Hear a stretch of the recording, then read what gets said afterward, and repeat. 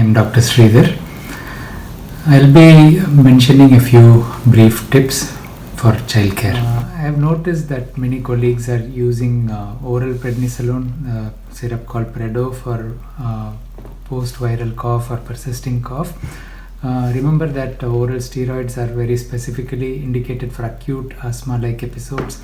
So we do have systemic side effects from using oral steroids, even though it's a 3-day course, and even in routine infections, inflammation may reduce and the child may improve. Please do not use oral steroids.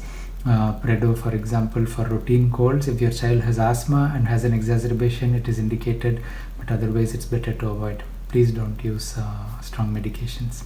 Thank you.